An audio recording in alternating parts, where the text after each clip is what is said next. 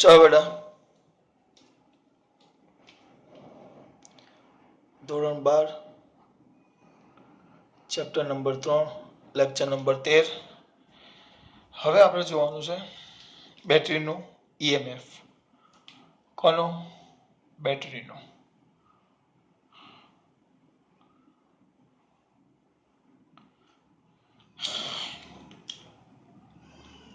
શું જોશું બેટા આપણે? બેટરીનું ઈએમએફ. થોડુંક પાછળ લઈ લો.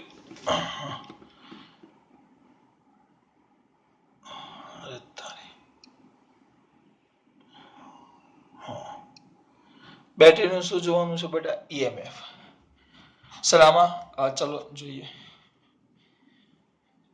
હવે ઈએમએફ અને બીજું આવે ને ટર્મિનલ વોલ્ટેજ, બે વસ્તુ જોવાનું. Terminal voltage. હવે આ થિયરી મેં હમણાં નવામાં જોઈ. નવામાં એટલે ખબર પડી? નવી ચોપડીમાં. બડા બકવાસ નહીં, બહુ જ બકવાસ છે. બરાબર? એટલે મેં આ જે થિયરી છે ને જૂની ચોપડીમાંથી ચલાવીશ. નવી ચોપડીમાં તમારે એકલા વિધાનો ગોખવાના જ છે. એટલે આપણે ગોખવું નથી, આપણે લોજિક સમજીએ. બહુ મસ્ત છે. બેટરીનું ઈએમએફ. પહેલા એક વસ્તુ, સર ઈએમએફ એટલે ઇલેક્ટ્રોમોટિવ ફોર્સ. Electromotive force. પણ એ બળ નથી, એ આપણે આ બધું આવશે. અને બેટરીનું ઈએમએફ કહેવાય. સર એટલે સમજાવું. અહીંયા ધ્યાન આપજો. હવે અહીંયા ધ્યાન આપો. આપણે ભણી ગયા કે કોઈ પણ સમયે વિદ્યુત પ્રવાહનું નિર્માણ થાય. વિદ્યુત પ્રવાહ, તો વિદ્યુત પ્રવાહ નિર્માણ માટે વિદ્યુત ભારને ગતિ કરાવવી પડે. વિદ્યુત ભારને શું કરાવવી પડે? ગતિ. હા, તો જે પણ બળ, હા ધ્યાન રાખજો, વિદ્યુત ભારને શું કરાવવી પડે? ગતિ. એટલે વિદ્યુત ભાર જેવો ગતિમાં આવે એટલે વિદ્યુત પ્રવાહનું નિર્માણ થાય. આ વિદ્યુત ભારને તમે ઘણી બધી રીતે ગતિ કરાવી શકો. સર ઘણી બધી રીતે એટલે ઉષ્મા એટલે ગરમી આપીને પણ, તાપમાન વધારીને પણ, પછી ચુંબકીય ક્ષેત્ર લાગુ પાડીને પણ. સર ચુંબકીય ક્ષેત્રમાં કેવી રીતે લાગુ પડે? તો એ આપણે આના પછીના પાઠમાં જોશું, ચોથા પાઠમાં. વિદ્યુત ભાર, ચુંબકીય ક્ષેત્ર લાગુ પાડીને, અને હા બેટરી વડે પણ. સર બેટરી વડે કેવી રીતે? એ કંઈક સમજાવવાનો પ્રયત્ન કરશું. ચલો એ આપણે જોઈએ. જૂની ચોપડી પ્રમાણે હું આજે ખાલી આકૃતિઓ જ દોરતો જઈશ. અંદર જેટલું પણ લખાણ છે જૂની ચોપડીનું, એ બધી આકૃતિ સ્વરૂપે રજૂ કરીશ. તમને એક ચિત્ર સ્વરૂપે સમજાવવાનો પ્રયત્ન કરીશ. એટલે બોર્ડ ઉપર સંપૂર્ણ ધ્યાન. દાખલા તરીકે તમે આમ આ વિદ્યુત કોષ છે. વિદ્યુત કોષ, એક વિદ્યુત કોષ છે. અને એની અંદર હું બે ધ્રુવો મૂકી દઉં છું. આ રીતે બે ધ્રુવો. શબ્દ ધ્યાન આપજો, બે ધ્રુવો. દાખલા તરીકે સૌથી પહેલા વોલ્ટાનો કોષ બનાવેલો કંઈક, બરાબર? તો વોલ્ટાના કોષમાં તમને ખબર હોય તો તાજી, તાંબુ અને ઝીંક એની બે પ્લેટો નાખેલી, અને અંદર CuSO4 નું દ્રાવણ લીધેલું, અથવા ZnSO4. હું શ્યોર નથી, કેમિસ્ટ્રીમાં તમારે બધા કોષો ભણવાના આવશે, ચિંતા નહીં કરતા. એટલે અંદર આપણે વિદ્યુત વિભાજ્ય દ્રાવણ એવો શબ્દ વાપરીએ, એ અંદર નાખીએ. વિદ્યુત દ્રાવણ કહેશું આપણે, બરાબર? હવે અહીંયા ધ્યાન આપો. તો આ બે કોષો છે. આમ સાઈડ વ્યૂ નથી દોરતો, હું ટોપ વ્યૂ દોરું છું. આ બે કોષો છે. આમ ધ્રુવ, બે ધ્રુવો છે. ખાલી ધ્રુવો, મેં શબ્દ નથી વાપરો કયા ધ્રુવો. હવે કોઈ પણ અંદર તમે આની અંદર કોઈક વિદ્યુત વિભાજ્ય દ્રાવણ નાખો. દાખલા તરીકે CuSO4 મેં લીધું છે. ZnSO4, CuSO4, PbSO4 બહુ બધા આવે. કોષ કયો છે એના પ્રમાણે દ્રાવણ બદલાય. હવે આના બે ભાગ પડે. એક આવે Cu+2 અને એક બીજું આવે SO4-2. એમ તેનો મતલબ એમ કે કોઈ પણ દ્રાવણ હોય તો એની અંદર ધન અને ઋણ, ધન અને ઋણ, ધન અને ઋણ આયનો આખા દ્રાવણમાં હોય. ધન ને ઋણ આયનો આ રીતે આખા દ્રાવણમાં ધન ને ઋણ આયનો હોય. સમજો, આખા દ્રાવણની અંદર જે વિદ્યુત વિભાજ્ય દ્રાવણ છે આપણે, એ પછી કોઈ પણ હોય, Cu+2, SO4-2, Pb+2, SO4-2, ZnSO4 તો Zn+2, SO4-2. આ કોઈ પણ બે ધાતુની પ્લેટો હોય. હવે કેવું થાય? તમે આ દ્રાવણ મૂકો તો આ બે ધ્રુવો છે, એકને આપણે ધન ધ્રુવ કહેશું, બીજાને ઋણ ધ્રુવ. શરૂઆતમાં તો ધ્રુવો જ હોય છે, ખાલી બે ધ્રુવો. પણ હવે શું થાય, આની અંદર રાસાયણિક પ્રક્રિયા થાય. એને કારણે આ, કારણ કે સામાન્ય સ્થિતિમાં ખાલી દ્રાવણ હોય ત્યારે કંઈ ન થાય, પણ આપણે બે ધ્રુવો મૂક્યા તો ધ્રુવો એ કોઈક ને કોઈક મેટલના હશે અથવા કોઈક ને કોઈક ધાતુના હશે. તો એ ધાતુ અંદર રહેલા વિદ્યુત વિભાજ્ય દ્રાવણ સાથે રાસાયણિક પ્રક્રિયા કરે, એમાં સક્રિયતા શ્રેણી આવે. બરાબર. દાખલા તરીકે હવે CuSO4 છે, હવે હું એમ લ્યો, ચલો Cu, દાખલા તરીકે Fe છે, Fe લોખંડ, હું FeSO4 લ્યો તો Fe લોખંડ કરતા જો એના પર ઝીંક, હવે આ લોખંડ છે, આ લોખંડનું દ્રાવણ છે FeSO4, ધ્યાન આપજો. બરાબર. એમાં Fe+2 અને SO4-2 છે, આ +2. હવે એની અંદર હું ઝીંક, એના કરતા વધુ સક્રિય ધાતુની પ્લેટ મૂકું, ઝીંક એ Fe કરતા વધુ સક્રિય ધાતુ છે, તો શું થશે, આપણે એને વિસ્થાપન કહીએ. તો આ જે છે, આ Fe+2, આ SO4 છે, બરાબર, આ માઇનસ છે, આ ધન, કે આ ઝીંક એ લોખંડ કરતા વધુ સક્રિય ધાતુ છે. તો આ જે ઝીંક, આ SO4 છે, આ અહીંયાથી બંધ તૂટી જાય અને એ કોની સાથે જોડાઈ જાય, ZnSO4 સાથે અહીંયા આવીને જોડાઈ જાય. કોણ, આ વસ્તુ આની સાથે જોડાઈ જાય. એટલે આ એક પ્રક્રિયા થાય, આવી રાસાયણિક પ્રક્રિયાઓ થાય. એટલે એનો મતલબ શું થયો, SO4 આમાં જેટલા પણ FeSO4 દ્રાવણમાં હશે, બધા SO4 ધીમે ધીમે આ બાજુ જાય. કઈ પ્રક્રિયાને કારણે, રાસાયણિક પ્રક્રિયાને કારણે. હવે અહીંયા તેના અહીંયા એવું જ થશે. તો જેવા બે ધ્રુવો મેં મૂક્યા, તો રાસાયણિક પ્રક્રિયાને કારણે આ જેટલા પણ વિદ્યુત ભારો છે એના પર બળો લાગે. એ લોકોએ નામ નથી આપ્યું કોઈ કોષનું કે ભાઈ Fe છે, SO4 છે, એક કોષ છે, આના પછી આવશે નેક્સ્ટ થિયરીમાં. જૂની ચોપડીમાં, નવી ચોપડીમાં નથી, પણ જૂની ચોપડીમાં છે. હું જૂની ચોપડીનું જ ચલાવીશ, કારણ કે કોન્સેપ્ટ બહુ મસ્ત છે એનો. તો એક કોષ તમે વિચારો ને, તો આ કોષ કોઈ પણ એક કોષ છે. તો મેં તમને આ પ્રક્રિયા સમજાવી છે કે ભાઈ ઝિંક ધાતુ એ Fe કરતા વધુ સક્રિય છે, એટલે FeSO4 દ્રાવણમાં ઝિંક ધાતુ મૂકો તો ઝિંક એ Fe ને ધક્કો મારી અને એટલે SO4 છે એ ઝિંક વડે આકર્ષે અને ZnSO4 બને. બરાબર. એ જ રીતે આની અંદર આ બે મેં ધ્રુવો મૂક્યા, કયા છે આપણને કીધું નથી, પણ એ બે ધ્રુવો મૂકે એટલે ધીમે ધીમે ધીમે ધીમે રાસાયણિક પ્રક્રિયા થાય. એને કારણે આ જેટલા પણ વીજભારો છે, આ વીજભારો એ વીજભારો પર એક બળ લાગે, જેને આપણે રાસાયણિક બળ કહેશું. રાસાયણિક બળ, બરાબર, જેને વિદ્યુત બળ સાથે કોઈ લેવા દેવા નથી, રાસાયણિક પ્રક્રિયાને કારણે લાગે, એટલે એને અવિદ્યુતીય બળો પણ કહેવાય. અવિદ્યુતીય બળો પણ કહેવાય. એટલે ધીમે ધીમે આમાંથી આ ઋણ વીજભાર ઘટતા જાય. ચલો, દાખલા તરીકે ધીમે ધીમે આપણે એમ વિચારો, જો મેં આ કર્યું FeSO4 છે, તો SO4 અહીંયા આવી ગયા ઝિંક પાસે, એવું વિચારો. તો ધીમે ધીમે અહીંયા આ ઋણ ઘટે ને અહીંયા આવતો જાય. આ ઋણ ઘટે, ઋણ વીજભાર એક તરફ જમા થવા લાગે, આ રીતે. અને એ જ રીતે આ નજીકના જે ધન વીજભાર છે એ બીજી તરફ જમા થવા લાગે,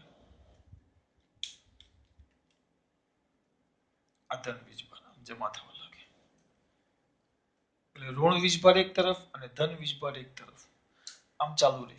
એટલે એનો મતલબ એમ થયો કે આ ઋણ ધ્રુવ તરીકે વર્તે, જેના પર ઋણ વીજભાર જમા થાય, અને જેના પર ધન વીજભાર જમા થાય ધન ધ્રુવ તરીકે વર્તે. એટલે આ ધન ધ્રુવ તરીકે વર્તે. હજી પણ આમ ધીમે ધીમે ચાલુ જ રહે. તો સર છેક સુધી ચાલુ રહે ના, ચલો સમજાવું જોઈએ, હવે મજા આવશે. અને બેટા બહુ મસ્ત થિયરી છે યાર, ખરેખર દિલથી કહું છું. આને સમજવા જેવી, આના જેવી કોઈ થિયરી જ નથી.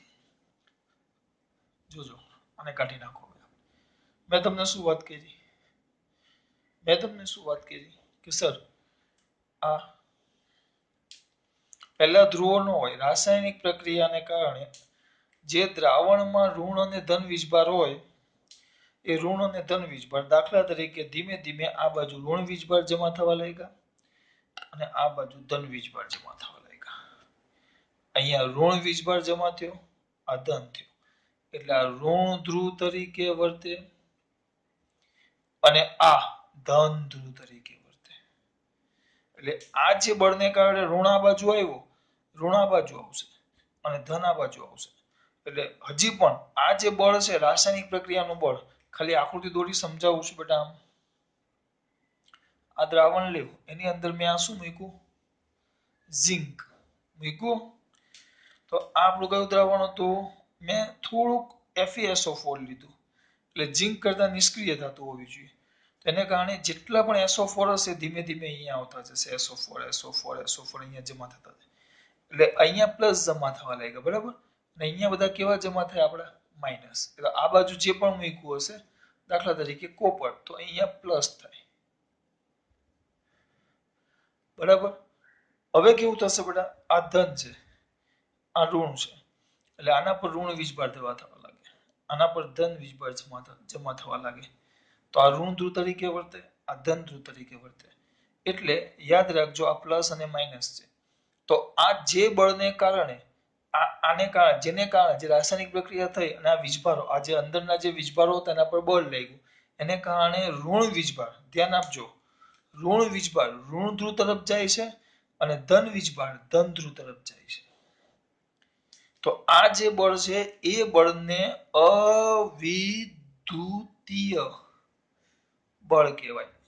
અવિદ્યુતીય બળ, કારણ કે વીજભાર પર આધાર ન રાખે.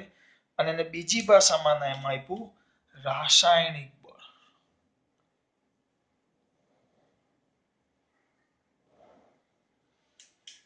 આ ઋણ વીજભાર જમા થવા લાગે, અંદર જે રાસાયણિક પ્રક્રિયા થાય, તમે આ બે મૂકો તો એની અંદર બેટા આની શ્યોર પ્રક્રિયા મને યાદ નથી, કેમેસ્ટ્રીમાં આવે તમે વાંચો તો મળી જાય, પણ આપણે એમાં પડવાનું નથી. આપણે મેં તમને કઈ SO4 વાળું ખાલી ઉદાહરણ આપ્યું. ઝિંક વધુ સક્રિય છે એટલે SO4 ને પોતાની તરફ આકર્ષે, એટલે એની વચ્ચેની જે રાસાયણિક પ્રક્રિયા થઈ, એ રાસાયણિક પ્રક્રિયાને કારણે ઋણ વીજભાર આ બાજુ આવશે તો ધન વીજભાર આ બાજુ જશે. એટલે એમ રાસાયણિક પ્રક્રિયાને કારણે છે, એટલે એને કારણે શું આવશે? અવિદ્યુતીય બળ, આ યાદ રાખવાનું, અથવા રાસાયણિક બળ ને કારણે ઋણ વીજભાર એક તરફ જમા થાય અને ધન વીજભાર બીજા તરફ જમા થાય. એટલે આ એક છેડો ઋણ ધ્રુવ તરીકે વર્તે, જેના પર ઋણ વીજભાર જમા થાય એ ઋણ ધ્રુવ તરીકે વર્તે. આ ધન છેડો એ ધન ધ્રુવ તરીકે વર્તે. આમ ચાલ્યા જ કરે. તો સર એનો મતલબ એમ થયો કે બેટરીના બધા ધન અહીંયા અને બેટરીના બધા ઋણ અહીંયા આવી જાય. આ દ્રાવણ હતું તો દ્રાવણના બધા જ ધન વીજભાર અહીંયા આવી જતા હશે ને, અને દ્રાવણના બધા જ ઋણ વીજભાર અહીંયા આવી જતા હશે ને. એનો મતલબ એવો થાય ને, તમે જે રીતે કહો છો કે અવિદ્યુતીય બળને કારણે ધન વીજભાર એક તરફ, ઋણ વીજભાર બીજા તરફ. અવિદ્યુતીય બળ એટલે યાદ રાખજો, એને બીજી ભાષામાં રાસાયણિક બળ પણ કહેવાય, બરાબર? તો શું બધા ઋણ આ બાજુ, બધા ધન આ બાજુ, બધા ઋણ આ બાજુ, બધા ધન આ બાજુ, તો એવું થાય કે આના બધા જ વીજભારો પૂરા થઈ જાય. દ્રાવણના બધા વીજભાર પટી જાય અને અહીંયા છે ને બધા ઋણ ઋણ ઋણ ઋણ થઈ જાય, અને અહીંયા છે ને બધા ધન ધન ધન ધન થઈ જાય. એવું થાય? થાય એવું? તો સર એવું થાય? ના બેટા ના, એવું થોડું થાય દીકરા. સર તમે ભણાવો કે ખીજાવો છો? આવું ન થાય. કેમ આવું ન થાય? હવે એનું રીઝન લઈએ. હવે આને ઉડાડીએ. ચલો, અને સમજવાનું છે. આકૃતિ દોરતું જવાનું, બહુ બધી, તમે કંટાળી જાઓ એટલી આકૃતિ. હવે કેવું થશે જોજો. કેમ પાછું એક ને એક વસ્તુ દોરું છું? ચાલો, શરૂઆતમાં આની અંદર પેલા વીજભારો છે, તમારે વિચારી જ લેવાના, બધા દોરવાની બેસીસ નકર ગીચડો થઈ જશે.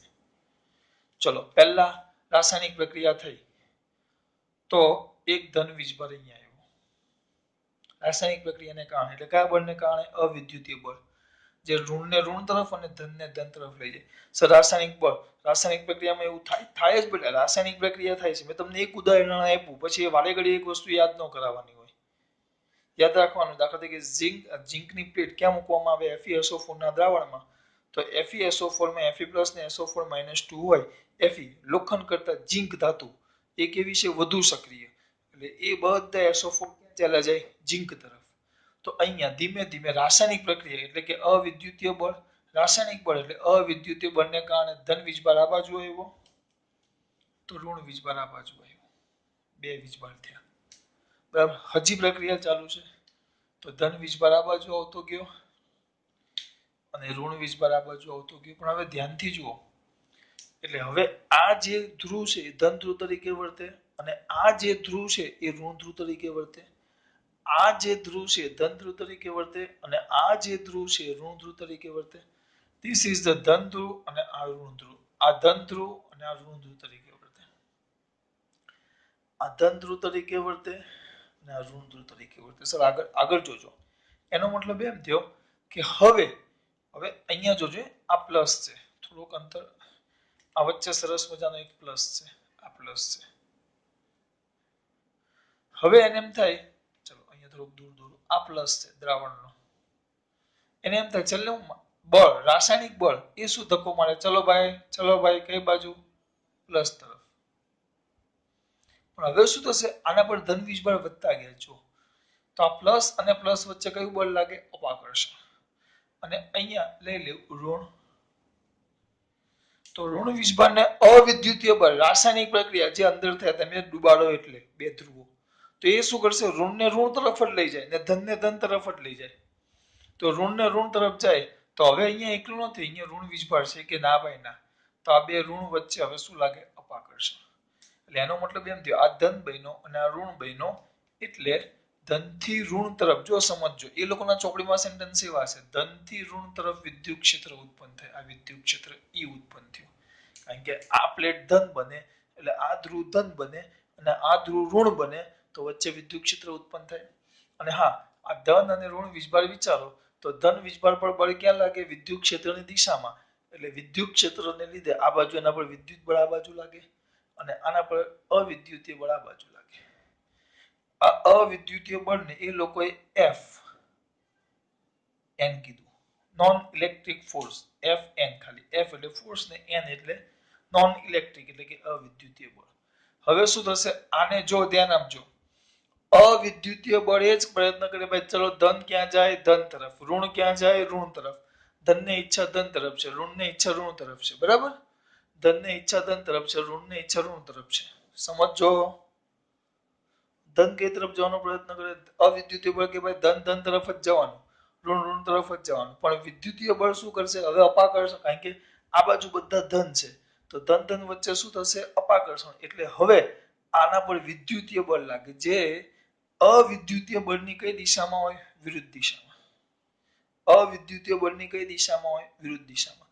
એટલે એવું નહીં કે ન જાય. હવે બે બળ લાગવા માંડ્યા, એક લાગ્યું Fn, તો આને કારણે કઈ દિશામાં, વિરુદ્ધ દિશામાં.